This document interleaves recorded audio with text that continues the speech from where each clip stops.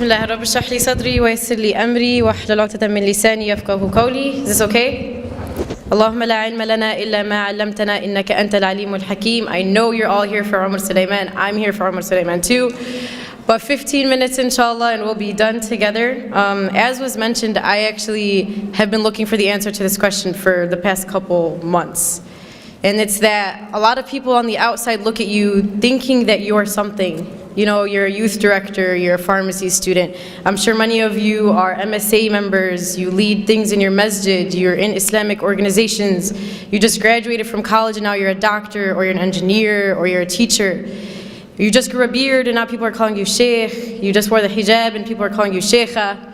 And you know, sometimes it's kind of hard to reconcile the fact that all of these people are looking at me thinking that I am something, attributing the status to me, you know, thinking in their mind that I am superhuman, or thinking in their mind that I'm angelic, or thinking that I'm better than them. And the question comes, well, what happens when the people see something of me, but when I look at myself in the mirror, I see someone completely different? What happens when the person that people see is not who I actually believe that I am? And how do we reconcile between that? So I hope that this is a struggle that I'm not the only one facing. Does anyone kind of feel me on this? All right, alhamdulillah, that's good. I actually have a story that kind of just goes along with this. One of my halqa students actually came up to me the other day. Actually, this was a couple months ago. And she was like, so Shireen, like when you go home, like do you just eat dates and drink Zamzam? And I was like, no, homegirl, I eat cereal in the morning and I eat burgers for lunch and I eat kushari for dinner. You know, I'm normal. You know, just because I'm at the masjid doesn't mean that I eat something different or I breathe a different type of oxygen than you do. And unfortunately, you know, when we work in these types of organizations or in our masjid, people start to look at you and think that you truly are not human, or that there's, you know, something superhuman about you. So that's kind of the thing that I want to address today is what do we do when we feel like the person in the mirror is different than the person that everyone else sees?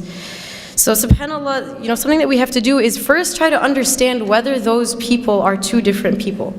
Whether the person that you see in the mirror is truly different than the person that your community sees. Or whether you're just being too harsh on yourself and you truly are amazing, or whether you're thinking of yourself too highly and you really should start to reconsider some of the things you've done. And so I kind of came up with a litmus test as to what you can ask yourself to try to understand whether those two people are really two people or if they're one.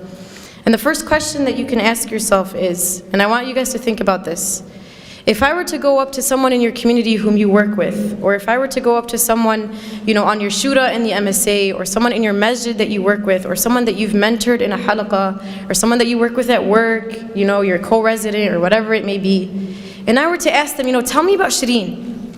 Like, what is Shireen like? What does Shireen, when you're with Shireen, how do you feel? When these people are with you, how do they feel when you're around them?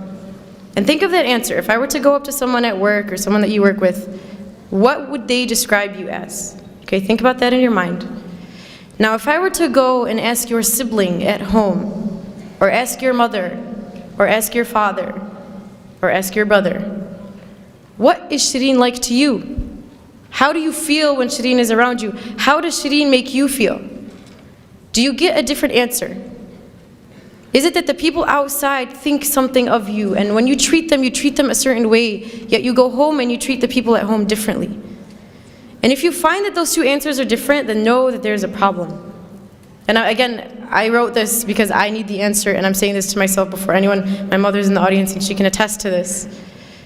But I'm sure many of us can look within ourselves and say, you know what, those two answers are different. The person that I am on the outside is different than the one I am at home. The person that the community sees of me is different than the one that my mother sees of me.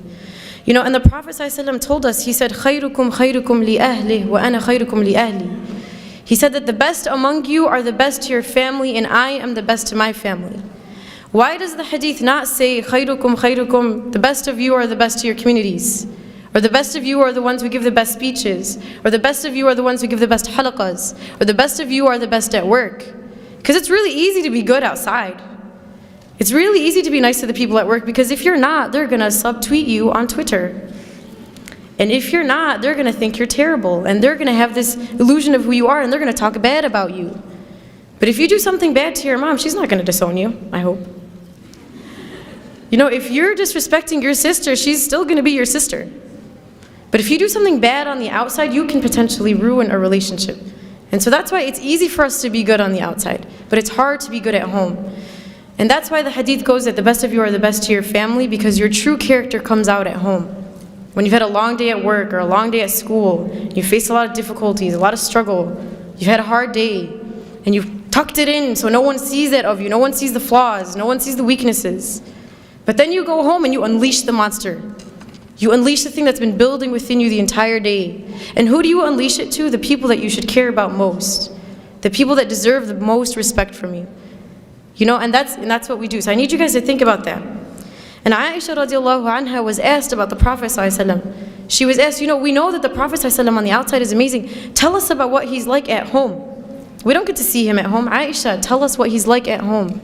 And her response was profound, not just in the way that she described the Prophet, but the fact that it came from her. She said, كَانَ قُرْآنًا يَمْشِي, that he was a walking Qur'an. He wasn't just a walking Qur'an when he was at the masjid. He wasn't just a walking Qur'an when he gave a halaqah. Not just when he was in the community. He was a walking Qur'an when he was at home too. The Qur'an that he was walking, he walked outside and he walked inside. The people who were within his home felt the same way that the people on the outside felt. That's why this is profound. That's why this is important. But I'm sure all of us are trying to be that Qur'an and Yamshi on the outside. We're trying to be that amazing halaqah giver on the outside. We're trying to be awesome to everyone on the outside, yet to the people at home we don't care.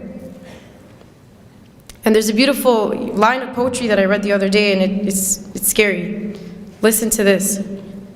What good am I if I do not fill the plates of the ones who fed me, but fill the plates of strangers? What good am I if I do not fill the plates of the ones who fed me, yet fill the plates of strangers? What good are you if the one who raised you doesn't see anything from what she's raised you with? What good are you as the one who fed you doesn't see any of the fruits of what she's taught you? The one who spent her blood, sweat, and tears on you for 20, 30 years. And the one who is the reason as to why you are who you are today. The one who helped you get there. Yet as soon as we get our degree, as soon as we can speak, as soon as we're something to the community, we forget about everyone who taught us. We forget about the people who made us who we are. So that's the first question you want to ask yourself. What does your public self look like? Versus what does your family see of you? What do the people in the community see? Versus what does your mother see? And what do your siblings see? And the second question that I want you guys to think of, and again, I'm talking to myself before anyone here, is compare what your salah looks like in the masjid, when there's a bunch of people in the congregation, versus your salah at home when the only person that can see you is Allah. When you're at the masjid, do you tend to read the longer surahs? Do you tend to pray the sunnah and then stay and do the adhkar after? And when you're at home, do you do the same? Or when you're at home, is it Qul Huwallahu Ahad and then you're done, and then you don't even pray sunnah and you don't even do adhkar, and then you move on to the next thing, right? And I'm sure if we were to think within ourselves, the answer to those two questions, at least for myself, is probably different. That when I'm outside, I'm acting a certain way, yet when I'm inside, I'm not the same. My worship in the eyes of people is not the same as my worship when it's only Allah who's watching me. And the question is, why does it matter who's watching when Allah was watching in both? Why does it matter who else is around you when Allah was always around you? And there's a very scary hadith Qudsi that Allah subhanahu wa ta'ala talks about. And He says, عَبْدِي لِمَ جَعَلْتَنِي أَهْوَنَ النَّاظِرِينَ إِلَيْكَ. He says, my slave, why did you make me the least of your worries? Why did you not care about the fact that I was watching you? He says, أَسْتَحْيَيْتَ مِنْ خَلْقِي وَلَمْ تَسْتَحْيِ مِنِّي. He says, you were embarrassed in front of my creation, but you were not embarrassed in front of me, the Creator. You were scared that people at the masjid would think you were bad, so you prayed your sunnah and you sullied longer. Yet when you went at home and I was the only one who watched you, you didn't care. You weren't embarrassed that you read Surah Al-Ikhlas and that's it. You weren't embarrassed that you didn't pray your sunnah. You weren't embarrassed that you didn't do your ithqar. Why don't you remember that I was watching you, and I was always watching you, and I am always watching you? And subhanAllah, I don't know if you guys were at the session right before this. Sheikh Tariq Muslih mentioned a beautiful story, and I'm going to share it. So if you heard it, I'm sorry that I'm repeating, but he talked about how when he was 16, he became like a Quran assistant in his masjid, and he was teaching alongside of like this awesome sheikh, right? He was talking about how he was 16, teaching Quran, and he felt like a G. He was like, man, I'm like awesome. I'm 16 and I'm teaching Quran to other people. And so one day, I guess he went to the masjid early, like before Fajr or something, and he went and he found that his sheikh's car was parked outside the masjid, but all the lights were closed. So he was like, okay, that's kind of weird. And he mentioned that, he had to go make wudu So he walks into the bathroom only to find that his scholar, his teacher, one who was taught by many righteous, amazing scholars before him, was on his knees cleaning the toilet of the masjid. And so Shaykh Tariq Muslih goes to him and he's like, Shaykh, like, what are you doing? You're an amazing Shaykh, you learned with this person and you learned with that, and your status is this, like, how are you on your knees cleaning the masjid? And his response was profound. He says, this is the work that the one who sees always sees. This is the work that when no one else saw you, Allah saw it. Because what we do is we love to be the one with the microphone, we love to be the one who everyone can attribute things to, we love to be the one with the title. You know, I love to be quoted, I love for people to know who I am. Yet Allah subhanahu wa ta'ala sees the things that no one else sees. The things that you thought no one saw. When you did the dishes and your mom didn't tell you thank you, Allah saw that. You know, when you picked something off the floor and no one saw it, Allah saw that. The reason why we do things in the community is because we love that recognition. We love for people to pat us on the back and say good job. We love the volunteer appreciation dinner. We love that. But realize you're not always going to get it, and sometimes it's better for you that only Allah subhanahu wa ta'ala saw it. And it could be that that deed that you did in secret that no one saw besides Allah is the reason why you enter Jannah.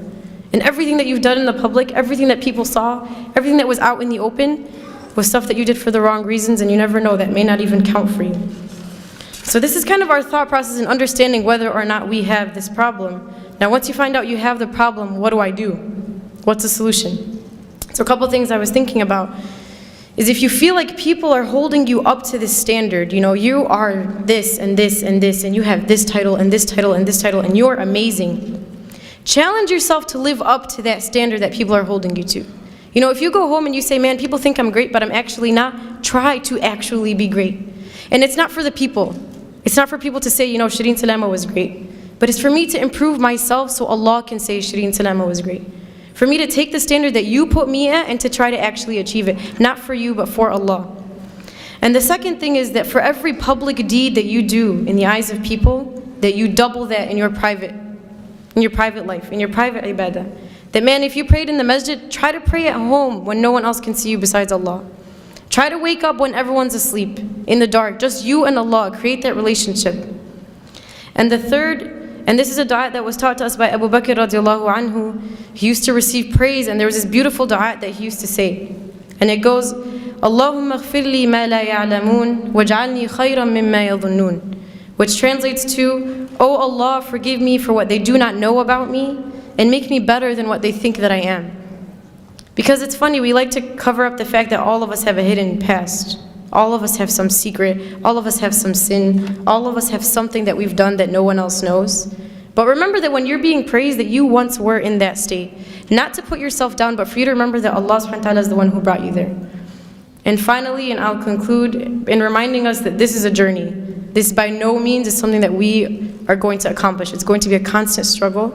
But at least when we die, we'll be dying on the path and struggle for the sake of Allah subhanahu wa ta'ala. So I ask Allah subhanahu wa ta'ala to make us among those who can improve upon ourselves and to make the journey to Him easy. Subhanakallahumma wa bihamdik nashhadu an la ilaha illa ant nastaghfiruka wa natubu ilayk. Assalamu alaikum wa rahmatullah.